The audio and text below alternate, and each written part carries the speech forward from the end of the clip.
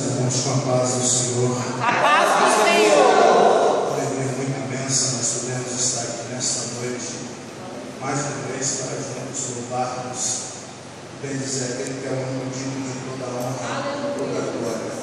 Glória a Deus. Meus amados, se perder tempo, faça a gentileza de abrir sua Bíblia comigo. Marcos, capítulo de número 5, versículo de número 21. Marcos, capítulo 5, verso 21. Enquanto você procura, quero aqui externar os meus mais sinceros agradecimentos. Primeiramente a Deus, porque Ele, por Ele e para Ele são todas as coisas. Nessa noite Ele me permite mais uma vez fazer uso e exposição da sua palavra. Eu louvo a Deus pela vida do pastor Paulo. Pastor Paulo, meu paizão, que desde muito pequeno abraçou o ministério, cuidou da gente, bateu, choreia, mas graças a Deus por tudo. Falando para poder ficar registrado mesmo. Deus o abençoe. E se hoje eu tenho ministério, devo primeiramente a Deus, depois ao Senhor e a pastora. Deus nos abençoe em Cristo Jesus. Eu não poderia deixar de fazer menção, porque me perdoem as demais irmãs que aqui estão, mas hoje está presente na minha igreja a mulher mais linda da face dessa terra. E se Deus criou alguma coisa mais bela, me guardou só para ela. Deus abençoe meu bebê, minha esposa, minha princesa. Não é sempre que ela pode estar, eu sou grato a Deus porque hoje Ele providenciou que ela estivesse comigo. Quem achou o texto, diga glória a Deus. Glória a Deus. A Bíblia vai dizer: tendo Jesus passado do barco para o outro lado, ajuntou-se a ele uma grande multidão, porque ele estava junto ao mar. Então chegou um dos principais da sinagoga, por nome de Jairo, o qual, vendo-o, prostrou-se aos seus pés e rogava-lhe muito: Mestre, minha filha está quase morta. Rogo-te que venhas e lhe imponhas as mãos para que saia e viva. Direcione a sua atenção até o verso 34. A Bíblia vai dizer: e ele me disse: filha, a tua fé te salvou. Vai em paz e ser curada deste teu mal. Glória a Deus. Estando ele ainda falando, chegaram alguns da casa do principal da sinagoga, a quem disseram: a tua filha está morta, por que importunas ainda o mestre? Porém Jesus, não dando ouvido a tais palavras, disse ao principal da sinagoga: não temas, crê tu somente. Aleluia. Vamos orar. Glória a Deus. Nessa noite, o Espírito Santo de Deus, ele repousa a paz em meu coração.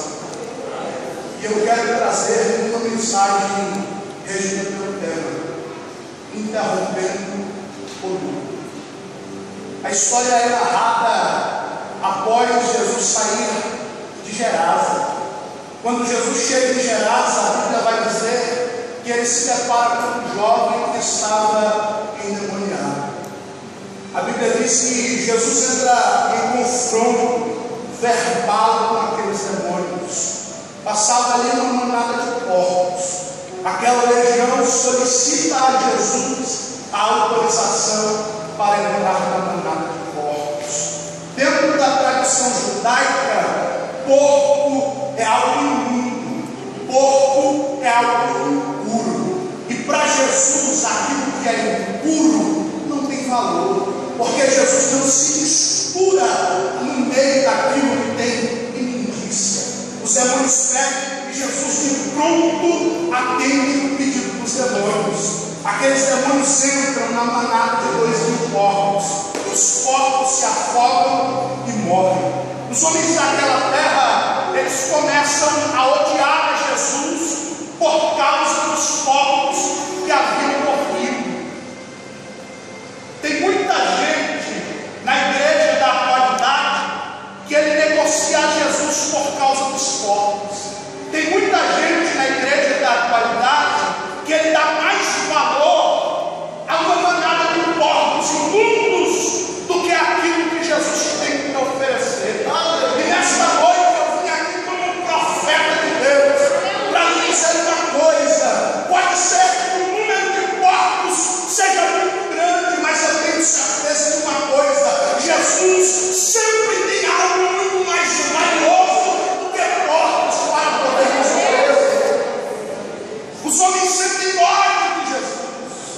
Os homens intentam no seu coração matar a Jesus por causa dos corpos. Desse lado de cá, do mar da Galileia, só tinha ódio. Desse lado de cá, do mar da Galileia, a prospecção de Jesus não era muito boa. Portanto, ele resolve entrar no barco e ir para o outro lado. Sabe qual é o maior defeito do ser humano? É que ele só consegue vislumbrar o lado de cá do mar da Galileia. Ele só consegue ver o que está acontecendo aqui. Enquanto isso, Jesus está preocupado com o barco que vai levar para o outro lado. Pode ser que desse lado de cá a prospecção não seja boa, mas quando você entra no barco, Jesus já tem algo preparado.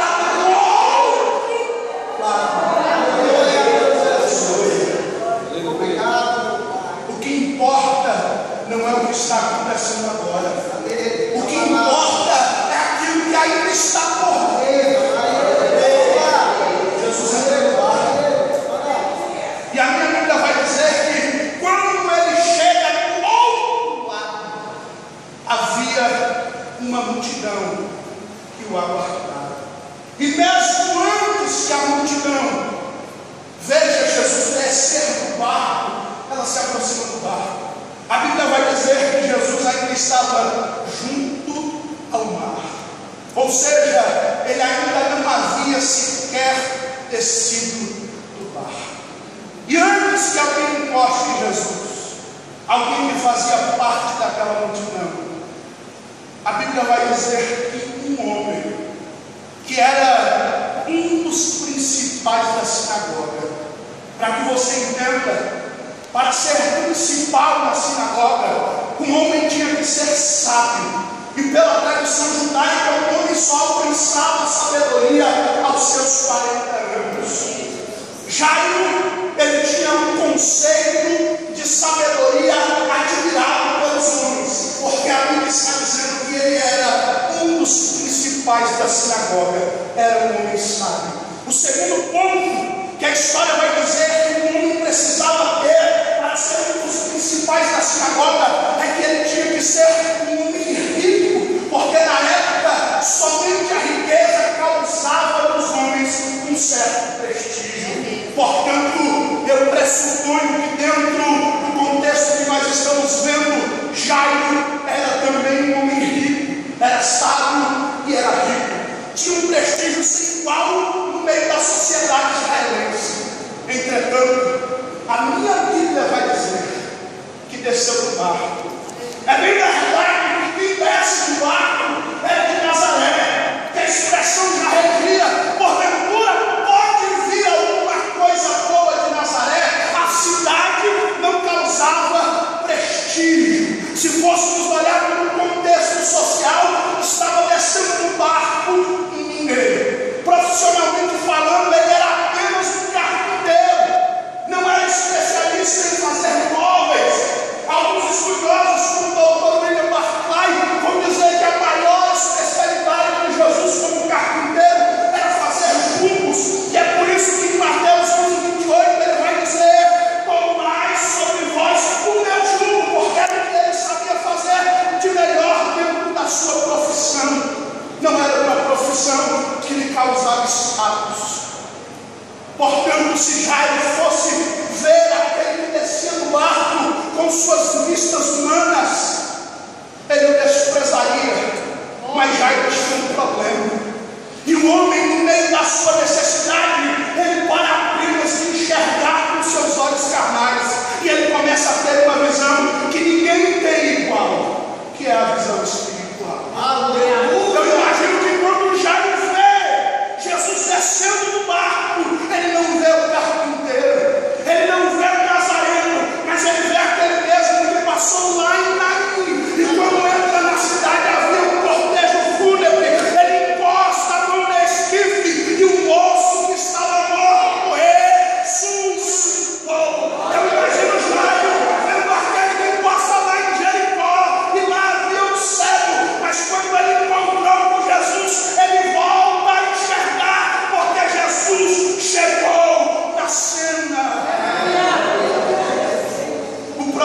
protagonista da história aqui era Jairo.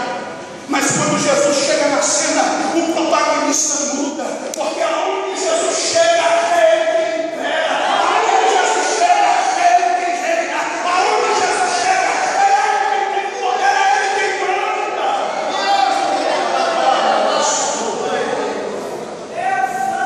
E o que mais me chama a atenção é que a Bíblia vai dizer que Jairo prostrou-se. Prostrar-se vem do grego latrebo, que é o mesmo que render-se diante de alguém superior a si mesmo. É o termo usado também para a adoração. E quando Jairo se prostra, porque pode ser o mais rico dos homens, pode ser o mais sábio dos homens, pode ser o mais famoso dos homens, mas quando Jesus chega na cena, não tem quem suporte a sua presença. Todos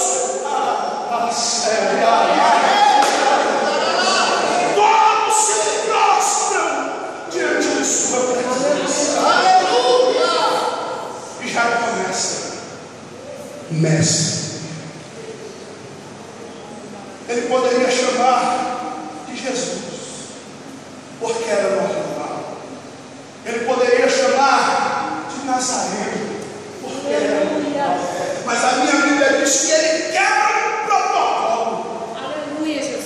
Porque dentro da tradição judaica, um homem jamais poderia se ajoelhar diante de outro homem.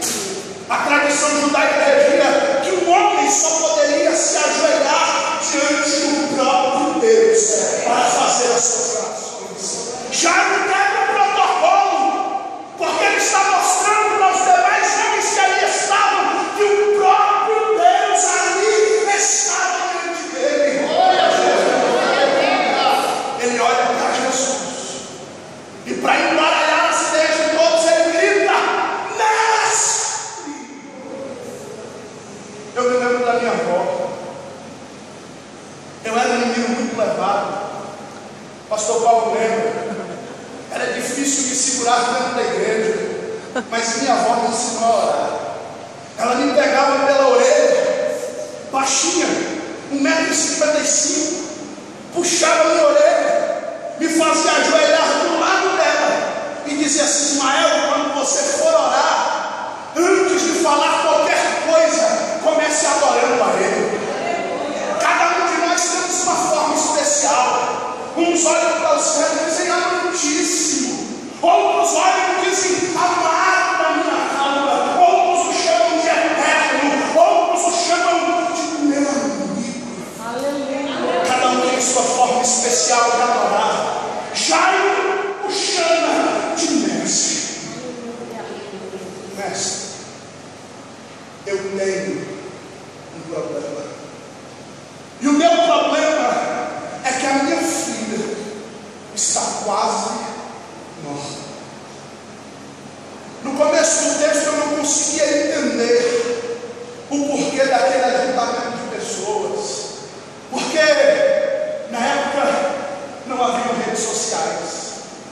Na época não havia televisão, não havia rádio, não havia telefone, não tinha como avisar em um raio de 10 quilômetros que Jesus estava ali, era do outro lado do mar. Aquela multidão não estava ali esperando Jesus. Jesus chega no meio de um ajuntamento que não era normal. A tradição judaica vai dizer que haviam 2 dias especiais na semana, aonde os homens ajuntavam em Jerusalém. Os fariseus vestiam 5 anos de saia, comiam uma dúzia de ovos crus misturados com cinza, iam para o meio da praça, cruzavam seus braços e começavam a orar em voz alta, para que todos vissem que eles estavam orando, porque toda segunda e toda quinta-feira era dia de feira em Jerusalém e a cidade enchia. Mas o texto aqui não é dado em Jerusalém. Portanto, não era dia de feira. O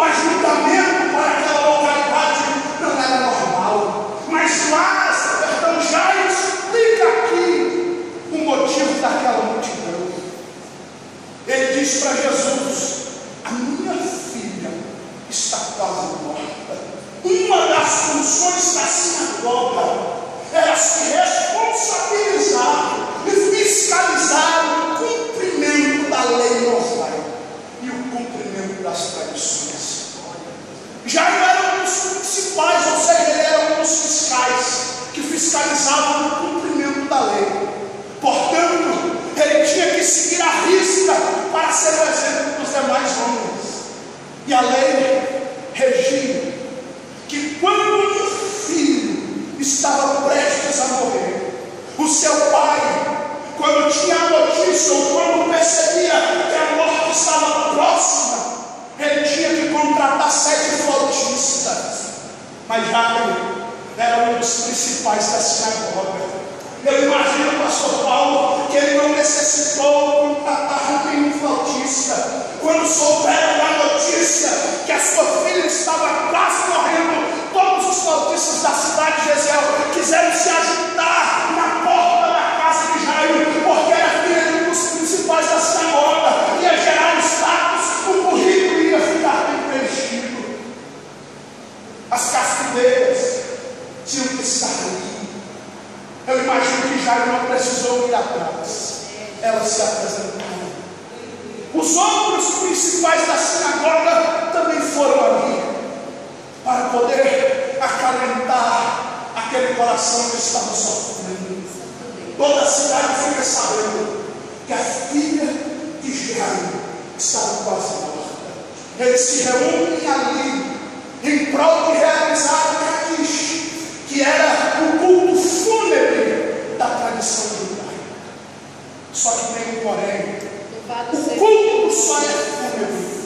Só existe o luto e a tristeza da espera de uma morte até o momento que Jesus desce do barco.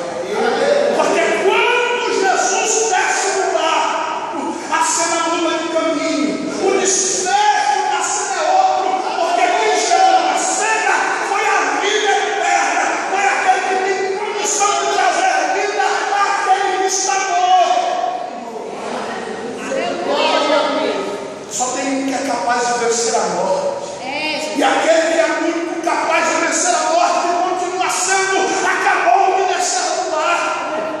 A multidão estava esperando a menina morrer, mas quando Jesus chega, o tal do Jairo, que estava ali na casa cumprindo a lei, se lança aos pés de Jesus e diz: a minha filha está quase morta, essa multidão está aqui esperando ela morrer, mas é porque o Senhor ainda não havia chegado.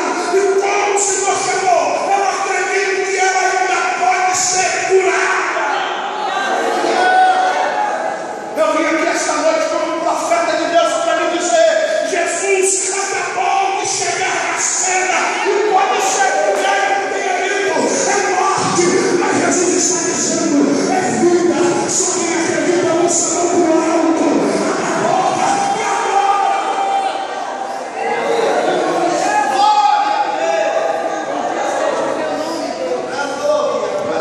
Jesus,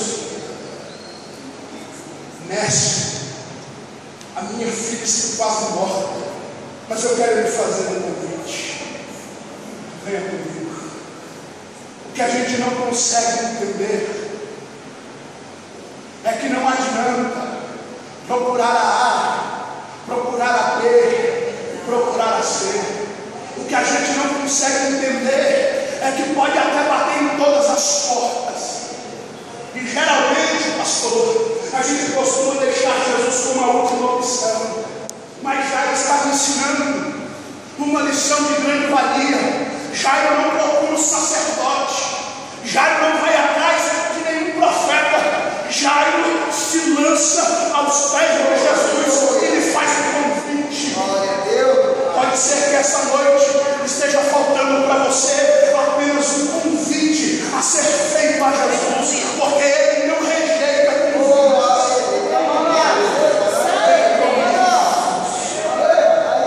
Porque eu sei que se o Senhor apenas impuser as suas mãos sobre ela será curada.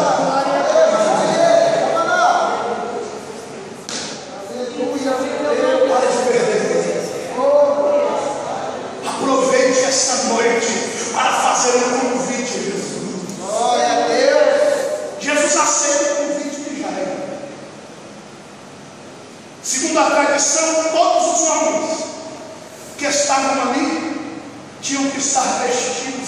pano de saco, representando o luto. No meio do caminho, acontece algo diferente. Glória a Deus. Jesus para. Ele olha para a multidão e diz assim: alguém me tocou.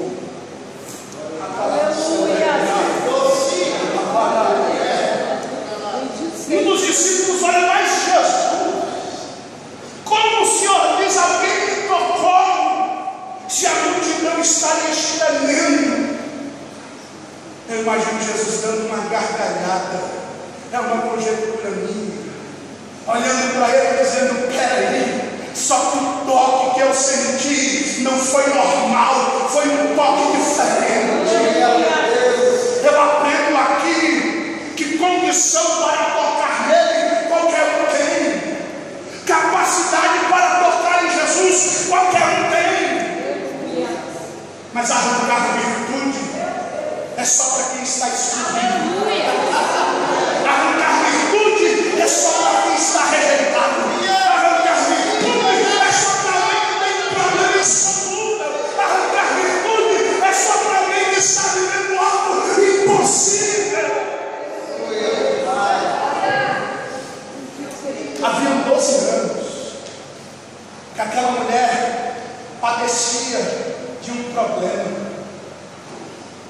Eu imagino que quando chegam as primeiras regras menstruais, a mãe vai inspecionar no 7º dia, mas o sangramento não havia estancado. Passou os 8º, 9º, 10º dia e o sangramento persistia. Todos os médicos foram consultados. O problema foi levado ao sacerdote, porque um dos 613 decretos da lei mosaica redia que quando alguém estava doente, tinha que sacrificar uma pomba, levar ao sacerdote e pedir que o sacerdote ungisse com 3 gotas de azeite para que ele fosse curado. Mas o sacerdote não conseguiu resolver o problema. Passaram-se alguns dias e a mãe e o pai resolvem levar a moça até a sinagoga, porque a sinagoga era como se fosse a comarca, era onde eram julgadas as principais causas do povo. E os principais da sinagoga, que representavam o Supremo Tribunal Federal de Israel, decidem julgar a causa daquela moça. Olham para ela e dizem: olha, a lei mosaica rege que alguém na sua condição tem que ser excluído da sociedade. Você vai ter que se vestir a partir de hoje em pano de saco. Você não vai poder encostar em ninguém, porque se alguém encostar em você, ficará impuro por 7 dias. Terá que rasgar as suas vestes, tacar fogo nelas, tomar um banho e por 7 dias não poderá encostar em ninguém. Eu imagino o desespero do coração daquela mãe. Aquela moça nem se fala, mas ela é excluída. Aleluia, Jesus. Só que Jesus sempre cria uma circunstância para poder atrair aqueles que estão excluídos. Glória a Deus. Se fosse uma festa como outra qualquer, aquela moça não poderia estar ali, porque segundo a lei judaica, para entrar em uma festa teria que estar vestido de gala, e aquela moça só podia se vestir de pano de saco. Nem todo luto é para causar morte. Alguns lutos que acontecem na nossa vida é para que o nome dele seja glorificado. Pode ser que você não esteja compreendendo agora o que ele está fazendo, mas deixa eu te dizer uma coisa: depois que ele faz, a sensação do prazer é muito maior do que o desespero que se sente por não conseguir esperar o tempo. Ela se camufla no meio daqueles homens. A Bíblia vai dizer que ela toca na orla. E para tocar na orla, ninguém consegue ficar em pé, pastor, por gentileza. Para tocar na barra, em pé não dá, muito menos no meio de uma multidão. Para ela poder tocar na orla, ela teve que se prostrar, ela teve que se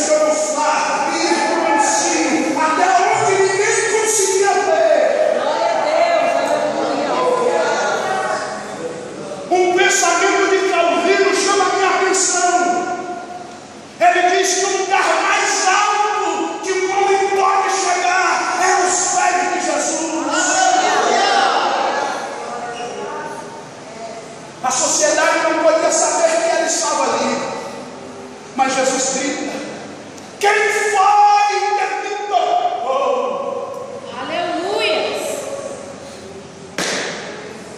Tem horas que é preciso abrir a boca. Aleluia.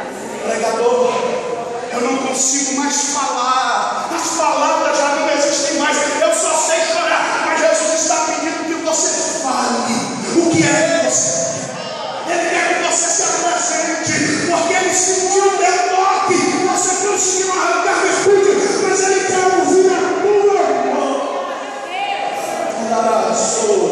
Deus tremendo. Quem foi? Eu imagino ela no meio, mas ela olha para Jesus e diz: fui eu.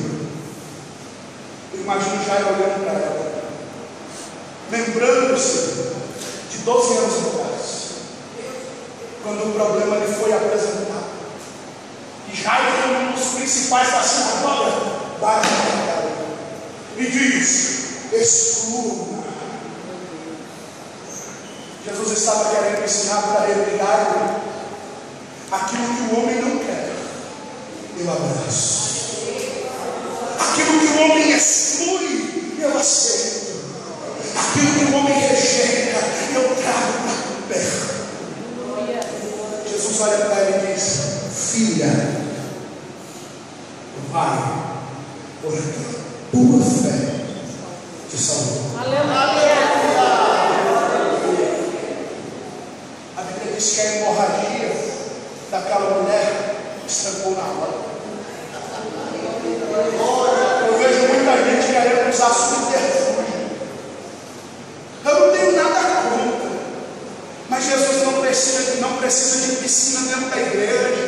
Ele não precisa de corredor de sal grosso. Ele não precisa de folha garruda, de água benzina. Ele não precisa disso, porque apenas a palavra dele tem poder. Ele não precisa de mais nada.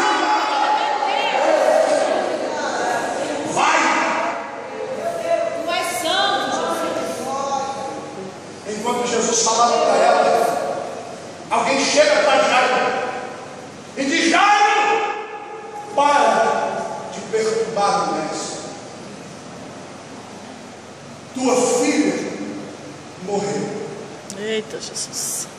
Pela tradição, o pai tinha que estar ao lado do corpo, porque os judeus acreditam que quando um homem morre, seus olhos carnais têm que se fechar, para que os olhos espirituais se abram para ver Deus face a face. Só que Jairo não estava ao lado, ele ainda estava no meio do caminho. Mas a diferença aqui é que a tradição só precisa ser cumprida antes de Jesus chegar. Quando Jesus chega, a cena muda. A tradição dizia que o pai tinha que rasgar a roupa do lado esquerdo, fechar a mão direita e bater no lado esquerdo do peito e gritar: ai, que a misericórdia, para que todos pudessem ouvir e sentir a dor que ele estava sentindo. Mas antes que Jairo se jogue, antes que Jairo rasgue as suas vestes, eu imagino Jesus o abraçando, para que ele não pudesse fazer nada, o segurando para que ele não se jogasse no chão, e dizendo para ele: meu filho, não temas. Dizer não temas enquanto tudo está bem aqui. Mas Jesus escolhe apenas o momento certo. Alguns vão dizer: mas ele se atrasou, parou para curar a mulher e a menina morreu. Não, Jesus nunca atrasa, ele sempre capricha e faz o melhor no tempo certo. Jairo, não temas. Era o mesmo que dizer assim: eu compreendo você está sentindo. A gente acha que passa desapercebido. Muitas das vezes parece que Jesus não está vendo, mas Ele está dizendo para você: não temas. Que é o mesmo que dizer: eu compreendo o valor que você está sentindo. Você não está passando por isso sozinho. Eu estou aqui do teu lado. Não vou deixar que ninguém veja a dor que você está sentindo. Eu não vou deixar que você se jogue no chão para que os homens vejam que você se prostrou. Não, eu estou contigo. Não tem.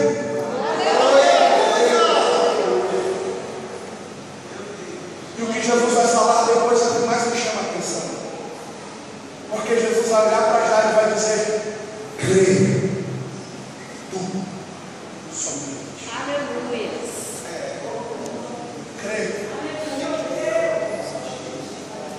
A etimologia da palavra em nossa língua é apenas acreditar. Na língua grega, esse termo tem 17 palavras que traduzem. A primeira palavra que eu quero compartilhar com você é pisteu. E pisteu faz referência a um casal na sua noite de núpcias. Era o ato de uma moça que estava na sua primeira noite se entregando ao seu esposo. Era uma entrega sem reservas. O que a gente não consegue entender é que para Jesus fazer alguma coisa, nós precisamos entregar tudo o que nós somos a Ele. O que nós não conseguimos entender é que Jesus jamais vai aceitar apenas 99%. Ele quer uma totalidade. Jesus estava dizendo: Jairo, pare de se preocupar com a tradição. Tem cultos que Jesus não tem mais espaço, porque a liturgia e a preocupação com o tradicionalismo toma conta do culto. Tem que ser tudo com ordem da essência, mas se o culto passa 5 minutos do horário, já tem gente murmurando. Mas quando era lá no mundo, a gente não se preocupava com a hora do forró acabar. É verdade. O sol nascia e a gente estava lá dançando, tomando uma cerveja, bebendo a cachaça, e não estava nem aí para o horário. Mas aqui na igreja, que é para adorar a Deus, a gente não consegue esperar. Nós estamos muito presos. Por isso não conseguimos nos entregar 100% a Ele. E Jesus estava dizendo: Jairo, creia. Salmo 46, 10. Aquietai-vos. Sabei que Deus aquietar é o mesmo que sair de cena. Entregar 100% é deixar nas mãos de Jesus. Porque enquanto nós estamos batendo cabeça para tentar encontrar uma solução do problema, o Jesus que nós servimos é a solução do nosso problema. Enquanto nós estamos batendo cabeça, tentando encontrar um diagnóstico médico favorável, o nosso Jesus é a própria cura e não precisa da ajuda dos homens. Enquanto nós estamos à procura de que os homens nos justifiquem, Ele é a nossa justiça.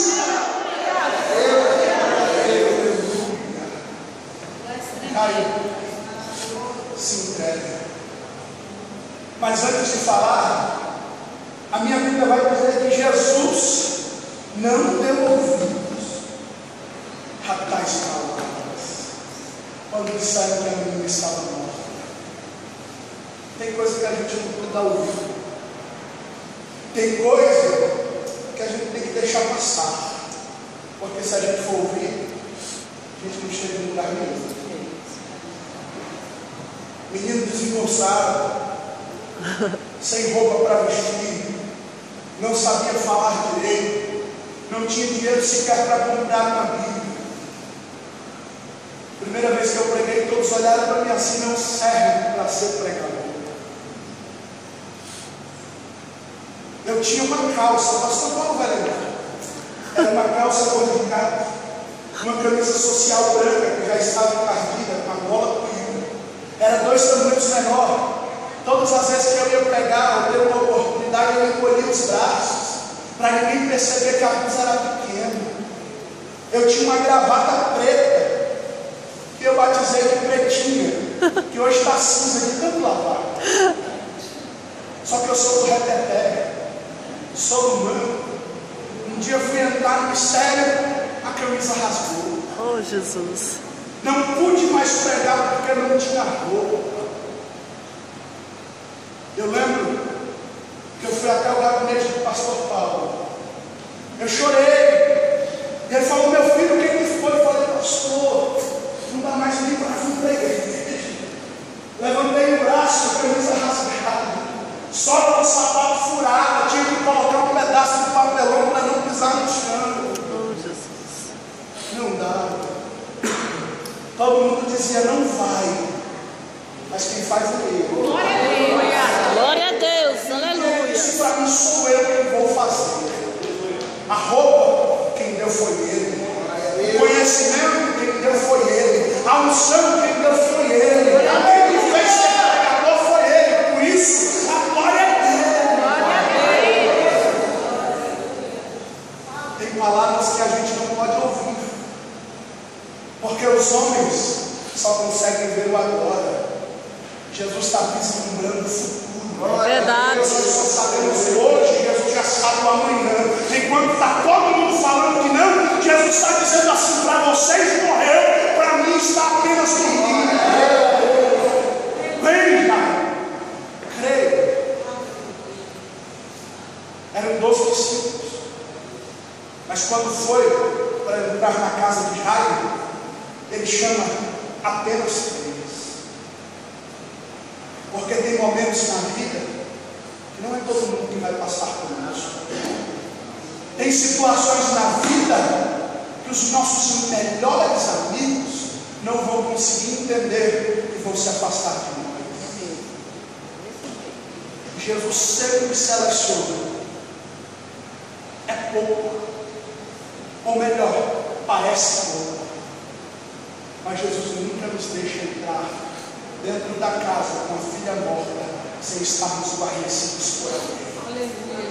Pregador, estou me sentindo sozinho. Deus vai levantar alguém para ficar ao meu lado. Pregador, não estou suportando mais. Deus vai levantar alguém para poder te carregar nos ombros e não te deixar se arrastar no meio dessas coisas. Jesus é. E o mais espetacular é que Jesus manda fechar a porta. A gente ora tanto, é a campanha das portas abertas. A gente pede tanto para Jesus abrir a porta, mas no texto ele está mandando fechar a porta. Eu me lembro da fornalha. Na fornalha, o rei Dário mandou fechar a porta. Perdão, na cova. Na fornalha, o rei manda fechar a porta. Na cova só tinha um. Eram os leões e Daniel. E no outro dia o rei chega: Daniel, tu está vivo? Daniel, tão certo que eu não vi. Aleluias. A porta da cova estava fechada. Na fornalha entraram 3, a porta fechou, mas quando o rei olha, tem 4. Eita Deus. Ele manda abrir a porta e tirar os 4, só que só saem 3. Só que a porta da fornalha estava fechada. Sabe o que eu aprendo?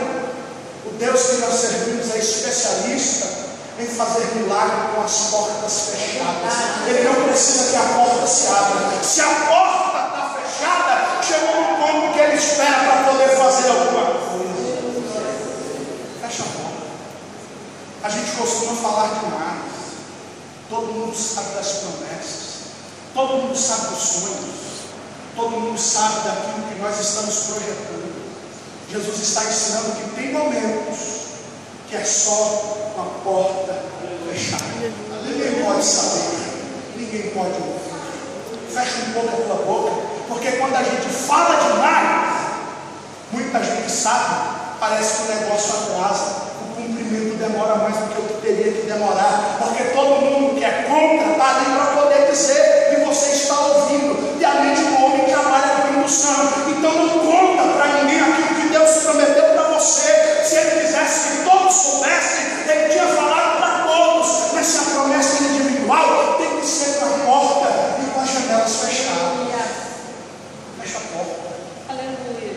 chegando nela. Cadê a menina? Jesus vai até a menina. Glória a Deus. O segundo sentido, ou a segunda palavra da língua grega que traduz creio, é afesis. Afesis é o mesmo que comprometimento. E a etimologia do termo é envolvimento sentimental. Porque quando a gente envolve o sentimento, parece que a gente faz mais bem feito. Quando a gente faz com amor, parece que a dedicação é maior. Quando a gente ama aquilo que a gente está fazendo, a gente não vê o tempo passar. Era tão ruim quando eu namorava, porque eu chegava, ficava um pouquinho do lado, quando eu olhava no relógio já tinha passado 3 horas. A sogra já estava do lado, está na hora de ir embora. Eu olhava para o relógio e dizia, Jesus. Hoje em dia, graças a Deus, não tem mais preocupação com o tempo. Mas quando a gente ama, parece que o tempo corre, o tempo voa. E Jesus estava dizendo para Jairo: Jairo, se envolva comigo sentimentalmente.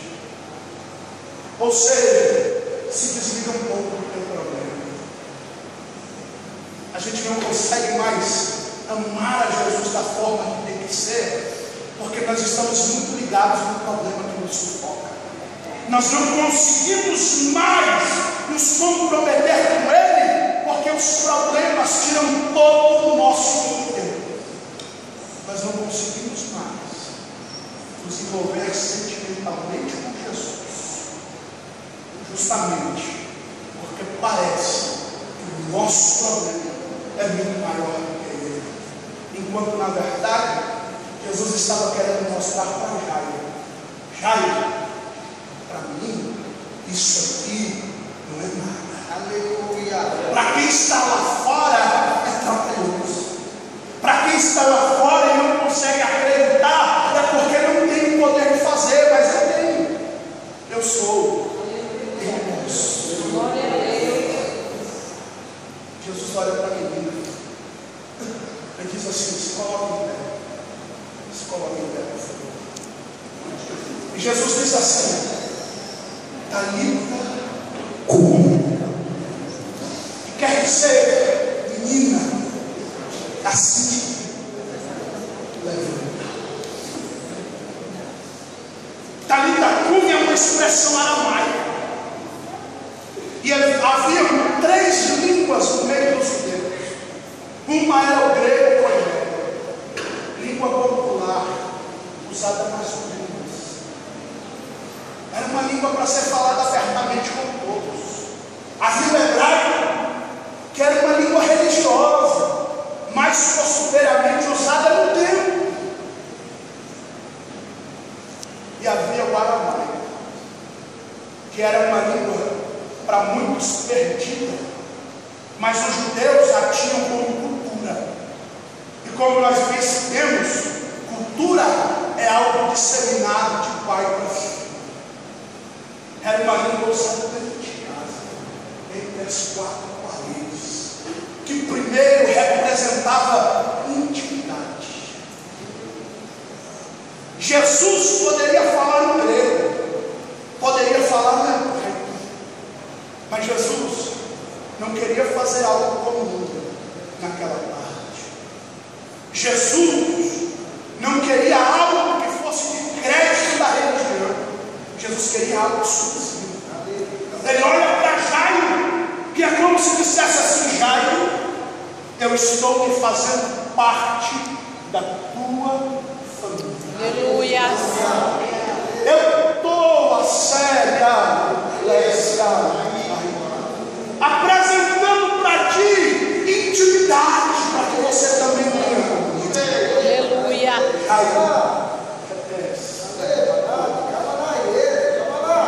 Eu estou querendo me fazer parte do teu poder. Porque só entende o problema quem está envolvido com ele.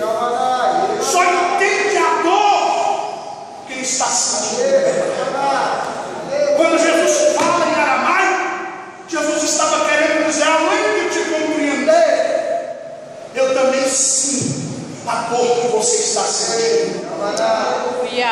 chegou aqui esta noite.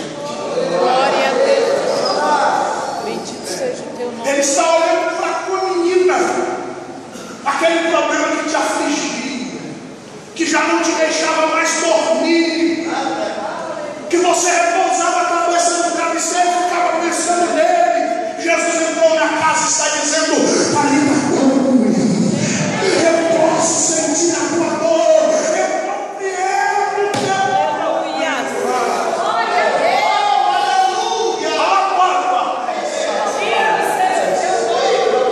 menina branca. Eu não consigo sondar o meu pensamento. Eu não sei qual é a menina que está morrendo, mas uma coisa eu sei: aonde Jesus chega, o mundo é interrompido. Aleluia.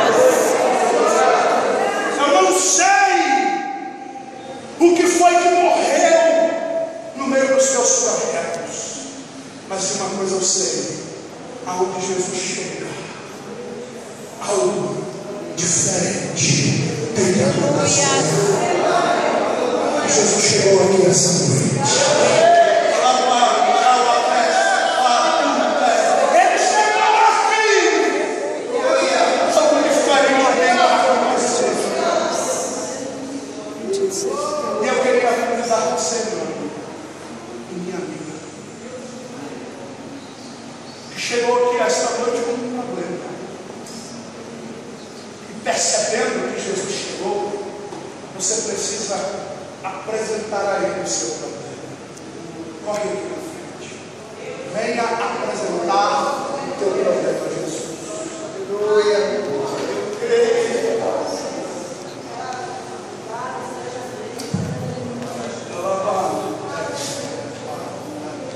Glória a Deus.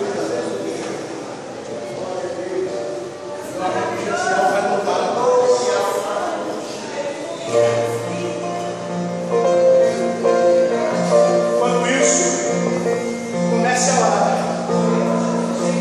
comece a apresentar a Ele, porque Ele é o único na série da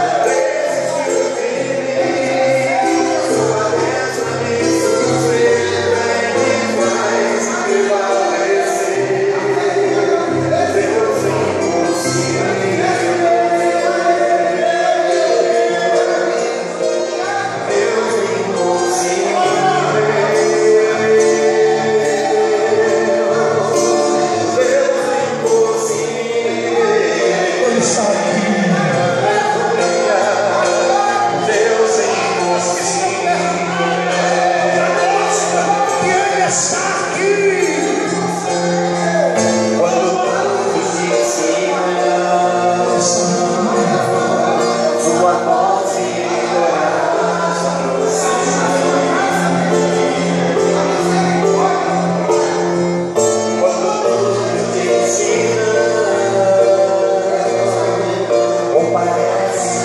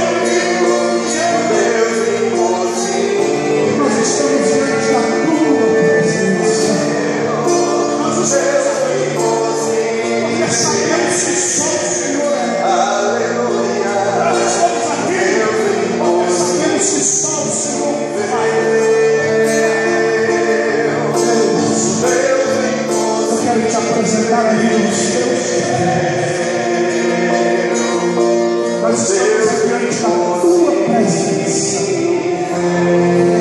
nos prostramos, porque sabemos que só o Senhor tem o poder nas suas mãos. Deus, eu não sei aonde está localizado o problema, mas de uma coisa eu tenho convicção